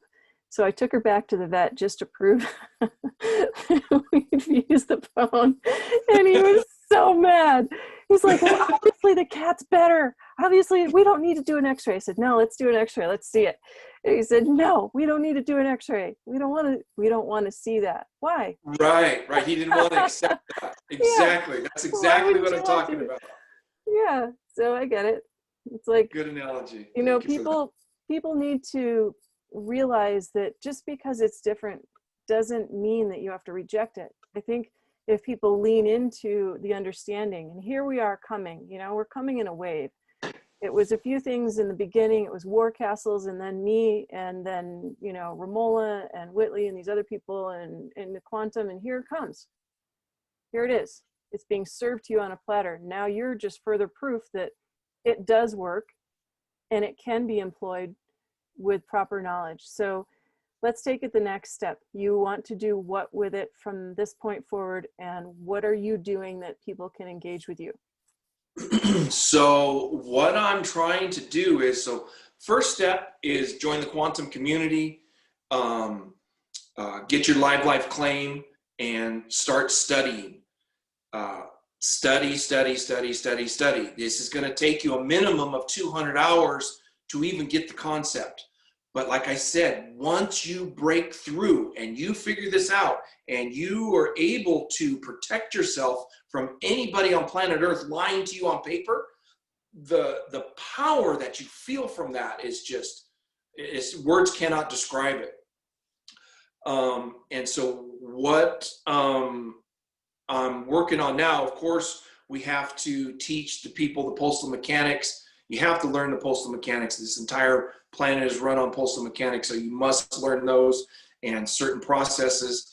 But so what I'm trying to do is trying to simplify things, make up packages so that once people do have the live claim, they do have the knowledge and they have studied, that we can have packages that are printed out. All they got to do is put their name on it and their specific information and turn that in, right? And then go through and just go through the certain postal mechanics to free them from this tyranny, to give them some kind of protective force field, when they go into these fraudulent venues, when they're dragged in. Yeah, because we shouldn't even be going in, because for one, they're using the all capital name. The all capital name is dead Latin. Here's, let me back up. So during the trial by jury, I go, District Attorney, I will plead guilty right now to every charge. All you got to do is show me one fact in your paperwork. She was blah, blah, blah the whole time. Man, she just shut up. She couldn't do it. There's and no she knew facts. it. That's the difference. She knew it. She knew it. That's what told me right? she knew it. If Yeah. she didn't know it, that's what I tell people. Pay attention. See what cannot be seen. Hear what cannot be heard. If she didn't know, she would be like, well, of course there's facts. Here's one right here. This. No, she was silent. So what happens? Yeah. She shuts up. The judge shuts up. And the jury looks at them. They're like, well, of course, I could see the look on their face. Oh, of course there's facts. Oh, that Mitch, that guy's, he's weird. That's silly. They were there for my license. I go, I don't know if you know it, but there's no such thing as a licensed attorney or lawyer in the United States. Do you know that? No. Okay, so I go, jury, they're here asking me for my license. I said, ask her for her license. She doesn't have one. That's a felony. I said, Deputy, I authorize you as my tip staff. I said, I want you to arrest that district attorney for committing a felony. I said, another thing, she was supposed to file, just like a contractor, she was supposed to file for a business license on whatever city she's prosecuting in. She didn't do that either. Another felony. Deputy. And it was so funny, right out of the gate, before any questions were even asked to the jury, I go, Judge, I want your oath of office. He's all, nope. I said, okay, so you're not standing up, protecting the Constitution, and you're not defending your oath, and the office is vacant. I said, that's felony treason. I said, Deputy, I want you to arrest that man for impersonating a judge. and the freaking, the bailiff, his arms and legs were just locked, and he was just shaking. And then finally, when I figured out that he wasn't going to arrest him, I said, you don't even know what a tip staff is, right? And the first question the jury had is, do you think he's guilty? That was the very first question, right? They said, yeah, Judge, we think he's guilty. He disrespected you. I said, they said, we think he's guilty. I was like, oh my God, this guy just committed treason right in front of their face, and I prosecuted him, and I'm the bad guy. That's conditioning. And so then I ended up proving that the jury didn't have past the second grade reading and writing level. I don't want to go into it because I don't want to give up, too much of my thing for the court, because I know they're watching. But at the very end, I go, Judge, when the jury was out, I go, this jury doesn't have past the second grade reading and writing level. So yeah, they don't. These are the kind of things that I wish people were there to see, right? It's like, people need to have this. Yes. Well, record it again, record it more. Go in and yeah. So here's the deal. There's your TV show right there. Live. The attorneys never got legislative authority to do what they do from Congress. Here's how it works. Congress said, we're going to just look the other way. The lawyer said, okay, we'll just lie to the population. And that's where we are. How do you become a judge? You must be a licensed attorney for 10 consecutive years. Well, guess what? If there's no such thing as a licensed attorney, that judge never was a licensed attorney for 10 consecutive years, so he never became a judge. So it is actually illegal for the district judge and the lawyer attorney to even be in the courtroom. Here's another little tidbit. So very important, you heard me say trial by jury. Now you've seen it on growing up on cartoons, on Perry Mason. The judge is always there in the courtroom during the trial by jury. Winifred, where is the judge supposed to be in a trial by jury? Not in Where the do you courtroom, think? because the jury is, right? Right? That's what you'd think, right? That's what you've been taught all your life. That's what you've been programmed. You see it in the cartoons. No, it's trial by jury. That means trial by the jury, not the judge. Right. So the reason why you have the jury in there is because they can't tell if the judge is corrupt or not. So the judge is not even supposed to be in the building. So he's committing a felony just by being in there. And why? Because he influenced. They were so scared because I got the deputy to confess to felony treason live on the witness stand. I have it on the transcript. And the judge tells the jury, and because I got him, he's either lying or he committed felony treason, one or the other. And the judge goes, if you don't believe the deputy, if you think he's lying, just go ahead and believe him anyway. And they did. I was like, I cannot believe what I'm watching right here.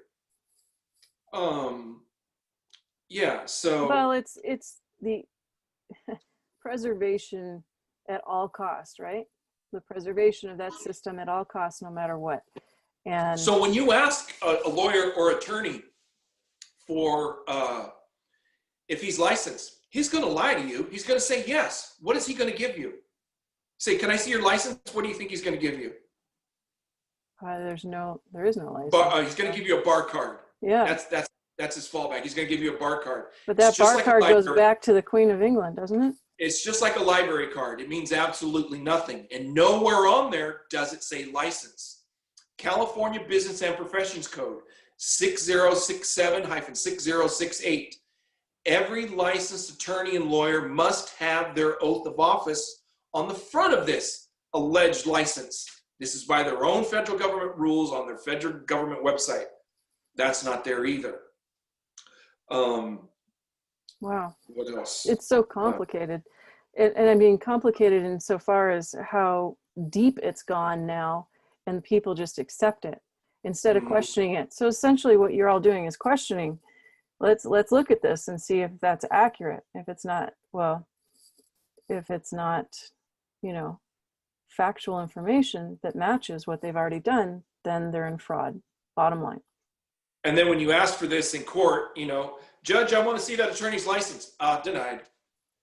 And then so everybody in the crowd, they're like, oh, well, this doesn't work, Mitch. That doesn't work. And so what's happening is they're being tricked into believing that it doesn't work. I am being correct, just because they don't want to accept it. Of course they don't want to accept it, because then they got to admit that everything they've done since they opened the doors is 100% fraud, and they have to go to jail. And that's the beauty of the quantum. They can't get past it. I'm telling you, I have now done this multiple times on multiple different cases. They cannot get past my quantum documents. Once you learn this, and once you get a claim of the live life, and you get the knowledge, then we're going to see. Well, then we're going to see. Russell's going to be putting an awful lot of the legal system in jail if he steps in there right off. Because if that's true, either they all have to stop and correct, or they're all in fraud and they're going to be held accountable. I gave them 3 chances. They blew it. What happens? So here's another powerful thing. Like when they were about to take away all custody and all visitation, they had already got temporary, and they were set to finalize it. This is why they threw me in. That's why they threw me in the mental institution. I got myself out of there in 2 days of a mandatory 2-week stay. That's a whole nother story, but I use it because of ;Russell-J, ;Gould, and ;David -Win, ;Miller. Because of them, because of their knowledge, They literally saved my life. I got myself out of a mental institution where they 5150 me 2 days of a mandatory 2-week stay. I've never even heard of this even happening ever. Once they get you in there, they were coming in. I don't want to go too deep on that, but I used the quantum to get out of there. That judge was panicking. As soon as he seen me, the judge physically ran out of the hospital, and they let me go just a short time later. Because they had you in there on false terms. You didn't need to be there. Well, I had just prosecuted 5 judges and attorneys for attempted murder of a child under the age of 6. And they didn't like that, so they decided they would didn't deem like you mentally incompetent and psychiatric kind of hold. But you want to know something? Let me just touch on this. So because my kids have been pushed, I had to become a expert child psychologist. So two of the people in there that were just like completely out of it, like they ended up 5250 me. So I was in like the most psychotic people you have ever seen, and 2 of them got in a fight, right? And I actually handled the situation better than the doctor, the head doctor, and he actually ended up thanking me the next day. This is sounds like you're more of an angel that got sent in there. No matter what, I took that entire hospital over and I ran it with an iron fist. What I did is I made these people were barely coherent. I made all of them my friends. And it was so funny because they were coming in my room every 15 minutes, 24 hours a day, trying to give me drugs. I was like, look, no, get out of here. I don't want any drugs. I don't need any drugs. Just get out of here. And finally, in front of everyone, all the patients, I said, look, I screamed at them. I said, I don't want any of your drugs. And they seen that, right? And it was so funny, just like One Flew Over the Cuckoo's Nest. They were chasing them around and they're going, we don't want to take our drugs. I saw, yeah. And I was all, they're all, stop it. It was so, they wanted to get me out of there so bad. It was so funny, dude. I actually had a pretty good time in there. Well, when you go in coherent and sane and with knowledge, and but so their whole thing was all they try to do is convince you that you're crazy. Right. And then when they pump you full of drugs, and so I stopped eating because I wouldn't take their drugs, so they started putting it in my food, and I started feeling it, so I stopped eating. So I was really operating on and even though I was starving, half drugged, I was still running circles around those doctors like they had never seen. I had them trembling to get me out of there. But that's another. Let's skip to something. You're so fortunate that you knew that, or you may never have come out of there. But because of Full Colin Russell and Full Colin David, I'm telling you, they saved my life and got me out of there. Those doctors, I proved that doctor didn't have past a 2nd grade reading and writing level right in front of his head nurse, had her laughing at him. I thought his head was gonna explode. Who is that? Judge Imposter John Dowdy, Dr. Luke Lee, Dr. Sean Ziegler, and Dr. Patrick Munzer of Regional Medical Center in Martinez, California. Front and center for your punishment. Scary. Yeah, they still owe me. They owe me $25 million because I syntaxed their fraudulent. That's the whole reason they were panicking to get me out of there. They owe me $25 million, or I own that hospital, and I'm going to turn it into a veterans hospital because what they're doing to our veterans is unbelievable. Just that, essentially, just that. Yeah, that's scary. And Russell did revamp the veterans system, so maybe you all can work together to get that done. Maybe you don't need to work with him to do it now. You can just do it. So I wish you all the best in this. We've talked for a long time, and yeah, I would love to have you back again because, as you can see, awesome. It's just continual. I mean, this is so powerful. And the reason it's powerful is because you're putting it in motion. It's actually in action, and it's coming about with results. And I can't say thank you enough for your courage and your knowledge and your compassion for human beings, because your compassion is what's driving this. I see that, not just your passion, but your compassion for those Thank that you. need the help. And, you know, God bless you. Honestly, it takes great strength. And you know that you're in the zone because you can kind of feel that energy coming through you when you do this, and you have the knowledge, so you're confident, and you go through the motions to allow them the ability to correct. And, you know, we need more of you, like 10. But so how can people contact you? I would say through the quantum community, or the quantum language grammar on Facebook. So people can go there and find you and kind of Yeah, individually yeah, you connect can with find you. me in there. Mhm. Yeah. Yeah, it is I don't have any websites or anything yet. I've got so many cases that I'm working on, people that I'm helping. Uh, I don't really have time for that, but eventually I'd like to get something set up so people have a platform. But I just want to thank everybody that's interested in quantum grammar. Please take the time to study it. It will make you more powerful than you have ever been. And I just want to say thank you, Chief. I appreciate everything you've done. Yeah, that's Thank a you heart. too. You have really You're got welcome. us there, and I honor and respect you for that. Thank you. Thank you. I never knew this part of my life was coming, but I'm so grateful that it has come. I never knew that I would be doing this and come into this, but I can't turn around, and nor would I. This is, it's a calling now. It's deep within you. Exactly. It's a Exactly. calling. And I love it. And I love you sharing your stories. Please come back Thank you. and share more, because people need to understand what seems impossible, but you're doing it. And let's next time bring in some of those audios so people can really hear it in the courtroom. They'll Okay. freak out. Yeah. So Sounds good. thank Thank you, you, full colon Mitchell, full colon Smith. He All is the right. man. Thank you so much. We hope that everybody out there goes jolly, and that you make someone else's life brighter, and that you take this information and share it far and wide. I'll put this out on the shows. I'll put this out on YouTube. It'll be everywhere for hopefully making everybody's life brighter worldwide. And again, like you said, thank you to Commander-in-Chief full colon Russell hyphen full colon Gold for all of his work and dedication to mankind. Thanks, So guys. Have a great day. go jolly. Thanks for listening.